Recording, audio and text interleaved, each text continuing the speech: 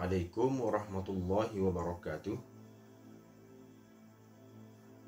Pada kali ini kita akan sama-sama mempelajari pendidikan Islam tahun 5 bidang akidah bagi tajuk Bahaya Sihir. Anak-anak boleh perhati dan fikirkan tag yang ada di depan anak-anak semua. Akibat amal sihir, hidup porak-peranda. Ahli sihir berkawan dengan syaitan. Sihir seru jin.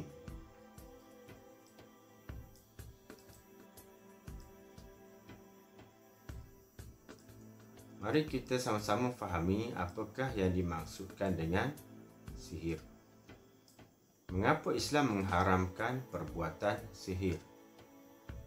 Dalil An Abi Hurairah radhiyallahu anhu anin Nabi sallallahu alaihi wasallam qala ijtanibus sab'al mubiqat qalu ya Rasulullah wa ma hunna qala asyirku billah was-sihr. Muttafaqun alaih. Hadis ini kedua-duanya diriwayatkan di dalam kitab Sahih Bukhari dan Sahih Muslim.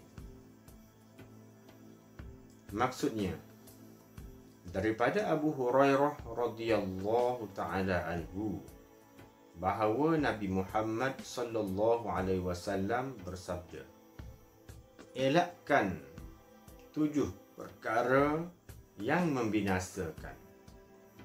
Mereka bertanya, wahai Rasulullah sallallahu alaihi wasallam, apakah itu? Nabi Muhammad sallallahu alaihi wasallam bersabda, syirik kepada Allah Subhanahu wa taala, sihir, dan ada 5 perkara lagi. Apakah hukum sihir? Hukum mengamalkan sihir adalah haram, berdosa besar, dan dikategorikan sebagai salah satu dosa besar.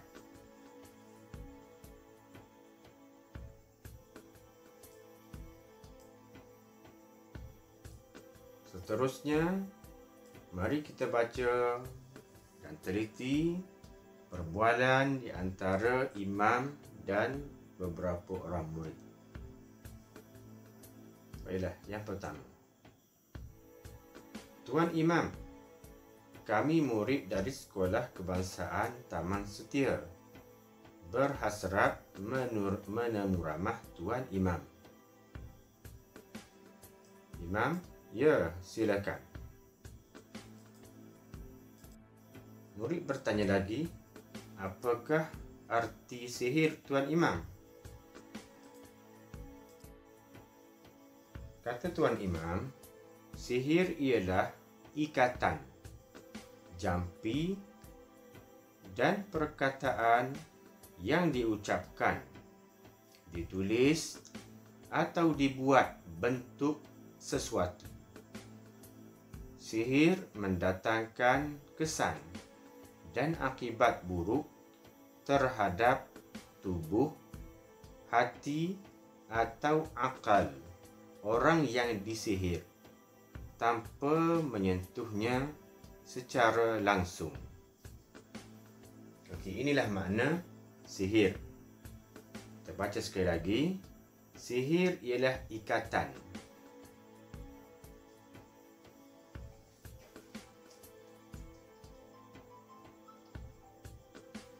Sihir ialah ikatan. Apa maksud ikatan? Iaitu ikatan, contohnya ikatan benang, ikatan tali yang dia bertujuan untuk berbuat jahat kepada orang yang disihir. Kemudian jampi. Jampi ini merupakan sebutan-sebutan perkataan-perkataan yang memuja jin dan syaitan. Itu jampi. Sama ada perkataan itu bahasa Melayu, daripada perkataan bahasa Melayu, bahasa Siam dan sebagainya.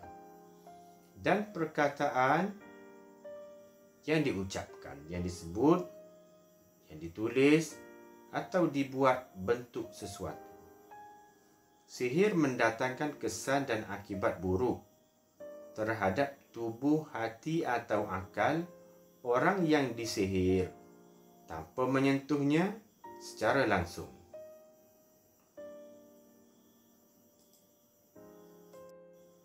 Kemudian murid bertanya lagi, adakah sihir mengandungi unsur syirik, iaitu menyekutukan Allah? Boleh Tuan Imam memberikan contoh sihir? Ya, perbuatan sihir mengandungi unsur syirik. Ahli sihir menggunakan syaitan sebagai perantaraannya. Imam menjamu lagi. Contohnya sihir untuk menimbulkan kebencian. Kebencian suami isteri, antara suami isteri, antara adik-beradik, antara saudara mara, kaum kerabat, kebencian. Juga boleh menimbulkan kasih sayang. Contohnya, si isteri tidak mahu suaminya berkahwin lain. Maka dia berjumpa dengan Tok Bomo, tukang sihir, untuk jadikan suami dia itu penunduk. Penunduk yang menyebabkan dia membenci orang lain, membenci adik-beradik, membenci ibu bapanya. Ada juga macam tu. Dan juga boleh menimbulkan kesakitan. Orang yang disihir itu akan sakit. Bila pergi ke hospital, jumpa dengan doktor di klinik, maka doktor tidak dapat mencari apakah masalah kesakitan dia, kerana dia telah disihir. Seterusnya, murid menyambung lagi, terima kasih Tuan Imam, kami akan membuat laporan dan sebarkannya di sekolah kami tentang kesesatan dan bahaya sihir. Ia menyambung, sama-sama dan selamat maju jaya ya anak-anak. Jadi nilai daripada perbualan kita baca ini, itu kita kena hindari sihir, maka hidup kita akan selamat.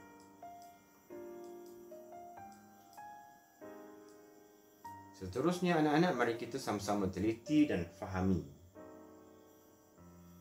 apakah kesan perbuatan sihir dan tindakan menjauhinya. Kesan. Orang ramai dinasihati agar menjauhi perbuatan sihir, yang mana boleh memberikan kesan dalam kehidupan.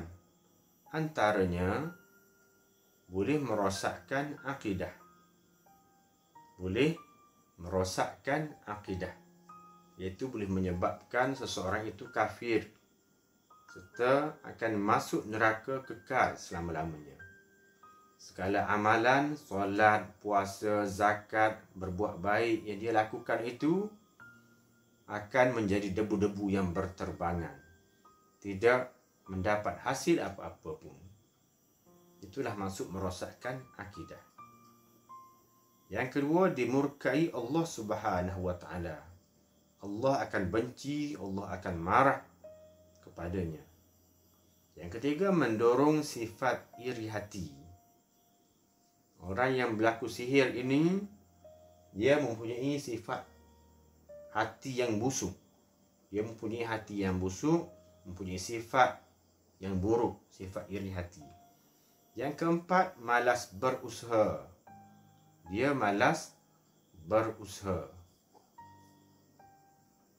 Contohnya, dia tidak mahu berdoa, minta pada Allah Subhanahu wa taala agar hidup dia selamat, hidup dia tenteram, agar dia tidak menyakiti orang lain.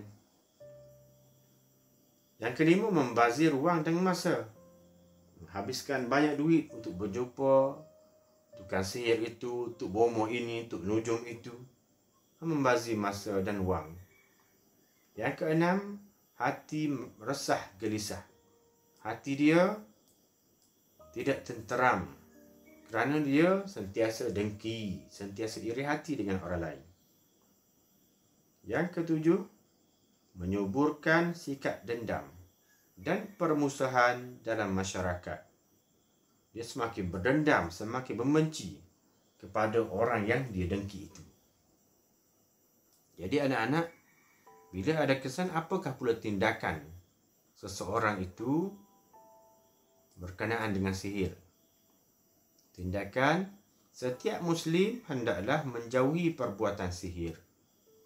Antara langkah yang boleh diambil termasuklah mendalami ilmu agama. Mendalami ilmu agama.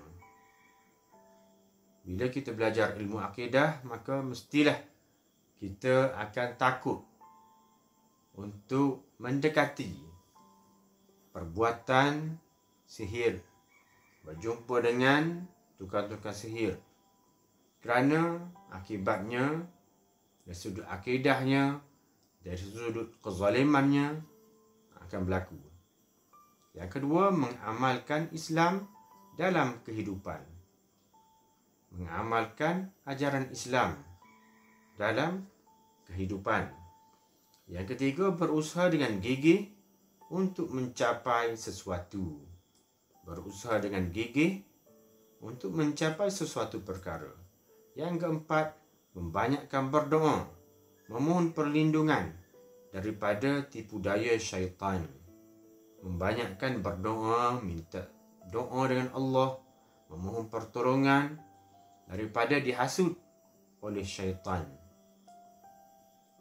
Jadi kesimpulan daripada pembelajaran kita pada kali ini, kita hendaklah menjauhi perbuatan sihir, kerana sihir boleh merosakkan akidah dan menyebabkan berlakunya permusuhan dalam masyarakat.